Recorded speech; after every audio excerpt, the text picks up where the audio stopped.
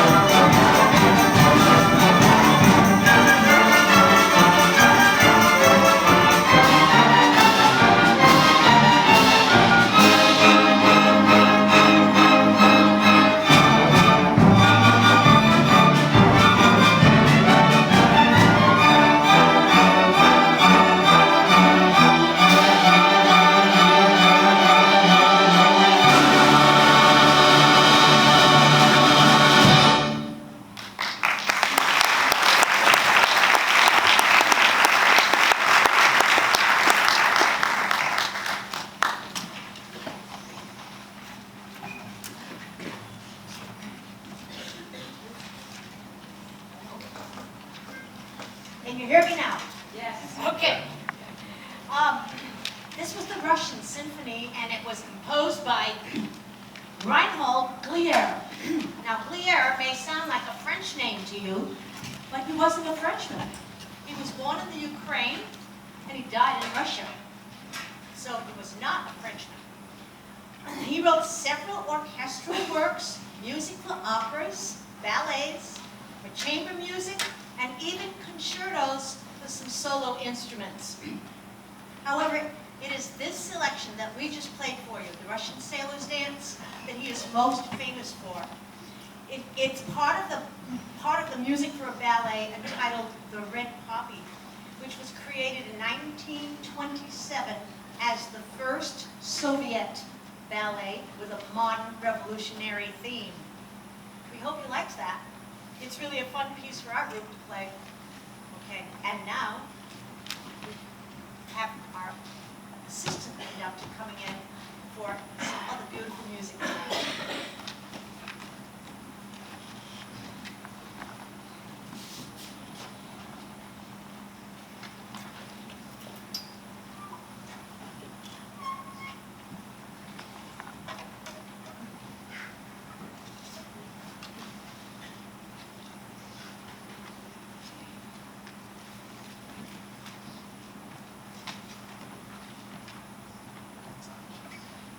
Our next piece is by Gustav Holst, who's an English composer, lived mostly in the 20th century, and he wrote a lot of band music, and he spent a lot of time in the Hampshire sections of England, and he heard a whole bunch of sort of folk songs, and he created them and put them into a band piece called the Second Suite in F for Band. One of the pieces he heard was an old folk melody entitled I Love My Love Because I Know My Love Loves Me. So it had words to it. So we're playing this song called Song Without Words.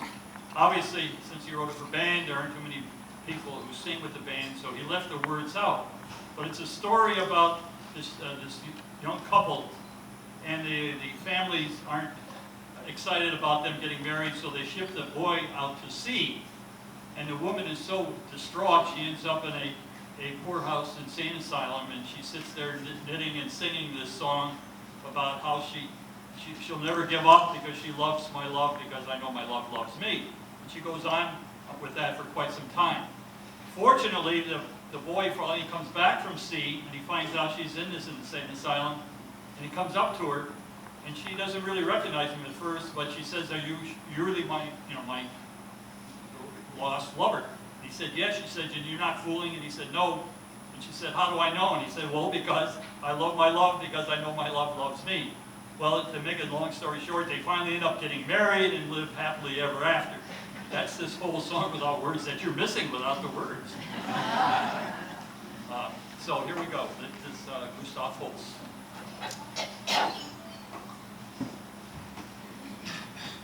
You notice Ed and I didn't have any disagreement about that, so we're in good ground. Well,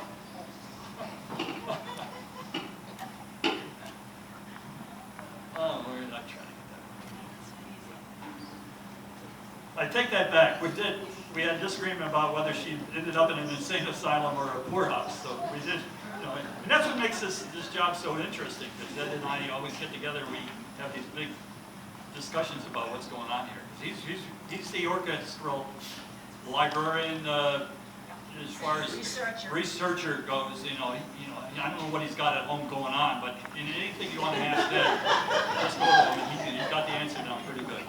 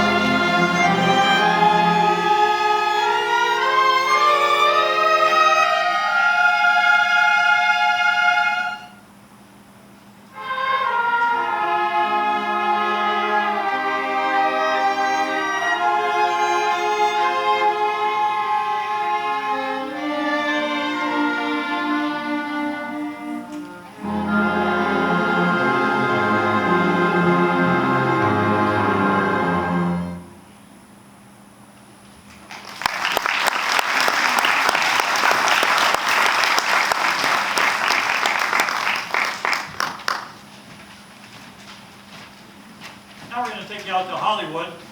There was a remake of a movie called Breakfast at Tiffany's, and in it, this song was written by Henry Mancini, and it received the Academy Award for that year, called Moon River.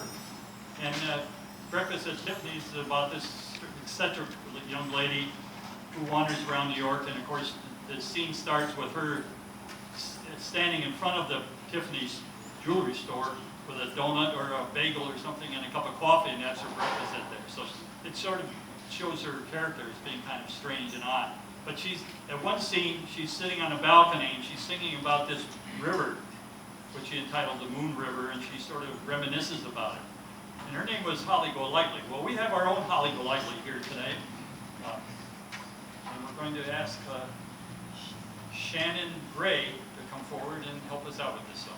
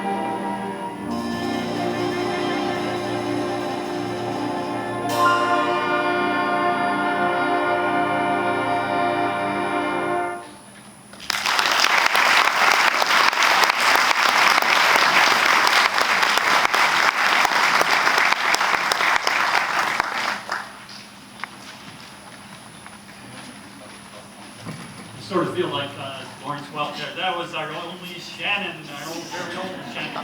He always had that baton.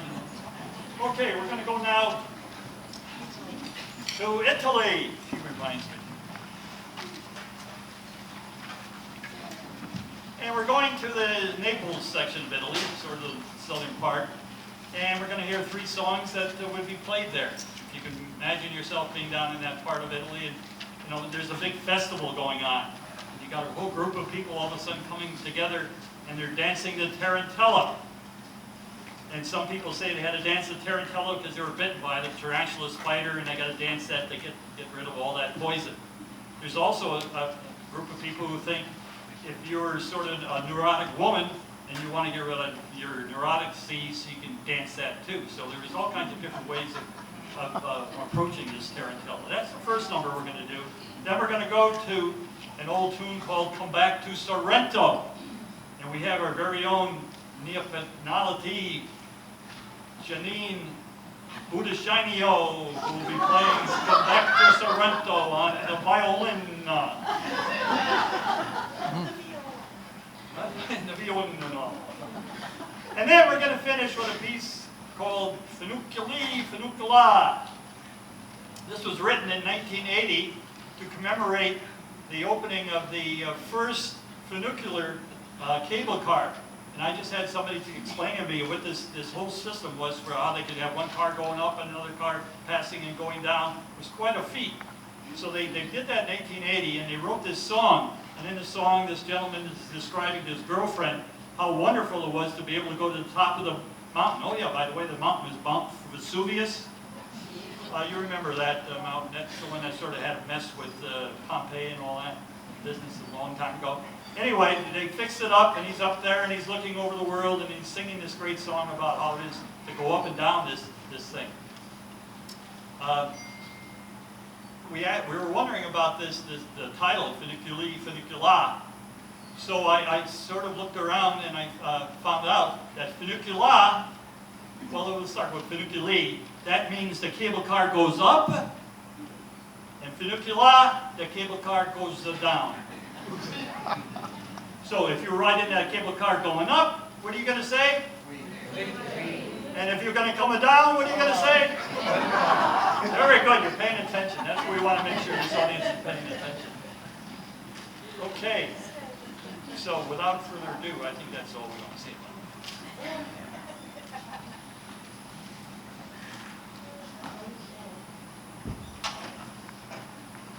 Watch that one more minute. Janine, you're ready, Janine.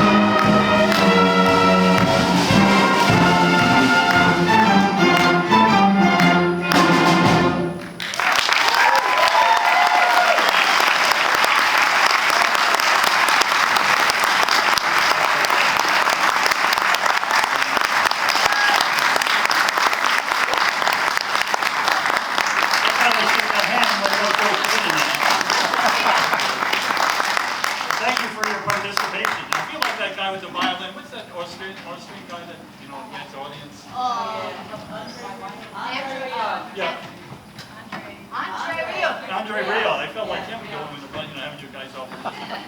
Okay, to close out this great program, and before we do, I said that to the people backstage. Kids, most of them are kids to me, I guess. But without this, the programming talent of this lady here, I mean, it's a community orchestra, and part of the job is to get people to play stuff, but also to play stuff they can learn from. And I don't know where she just has this innate talent. She's got a library in her house. If you ever get to the mansion, the Budeshine Mansion, it's overlooking the hills of Averill Park. It's an estate. I'm sorry, it's an estate. In front. And who has a pool in the back shaped like a cello? She almost did. It's a flower garden, though, isn't it? Yeah. The flower garden. Not a pool anymore. Right, it used to be shaped like a cello. So this gal has lived music all of her life, and she's got this great library, and it's really been fun to conduct